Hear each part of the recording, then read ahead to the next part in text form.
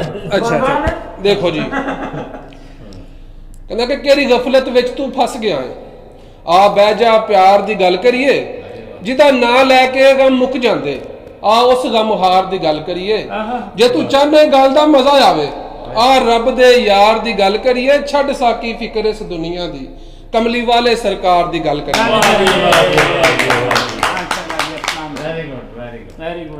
कहंदा कि गल करन तू पहले सोच लवी गल करन तू पहला सोच लवी मैं तै तई वैसा गल ते गल नाल जहान ते गल बनदी बंदा रवे अपनी गल ते असा गल पाली तेरी गल गल ते तू अपर न सकियो गल ते एवें उमर अरसलान दी गल गई है तैं बेइतबार दी गल ते गल दी गल शुरू होई ते मैनूं एक शेर याद आ रहा गल दे नाल कि दसां गल दा की मकाम तैनूं गल पकड़ तकदीर बदला जांदी होवे गल ते करे जहान गल्लां गल किसे दी किसे नूं खा जांदी ते शाह जी किसे गल दे नहीं ओ मथाज रहिंदे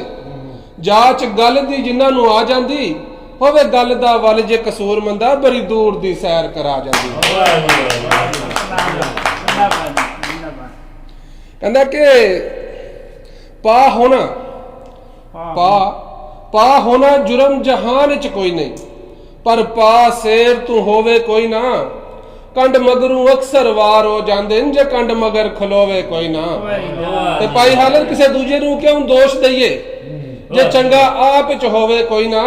और लख लानत इंज दे जीवन दे पिछू मर गया रोवे ही कोई ना। बहुत मेहरबानी जी, बहुत शुक्रिया शुक्रिया बहुत खूब अरसलान मलक, बहुत खूब इस परेशान इंसान चौक करोड़ खुशाब कहंदा कि तां परेशान होटां दा ओ हासा वेच के खा गए तां परेशान होटां दा ओ हासा वेच के खा गए मेरे प्यार खलूस दी दौलत दा ओ मासा मासा वेच के खा गए ते कोई जान एहसान निकलन दी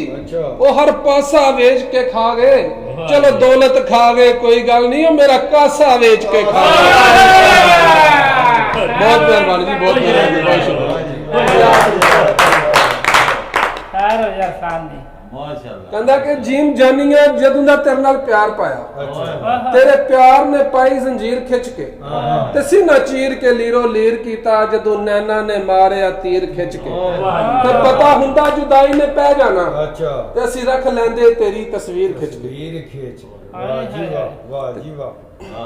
इस दोस्त से साडा गुजरात नाल ताल्लुक है था। अच्छा, इंसान नींद बड़ी आंदी है। अच्छा जी, जरा ऐसे बारे में नींद तो कांटों के बिस्तर पर भी आ सकती है। नींद तो कांटों के बिस्तर पर भी आ सकती है, उसकी आगोश में सर हो जरूरी तो नहीं। अगर तू कहता है रोज खुदा को सजदे, तेरे सजदों में असर हो जरूरी तो नहीं।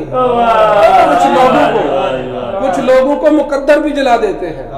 आग ही से जले इंसान जरूरी तो नहीं।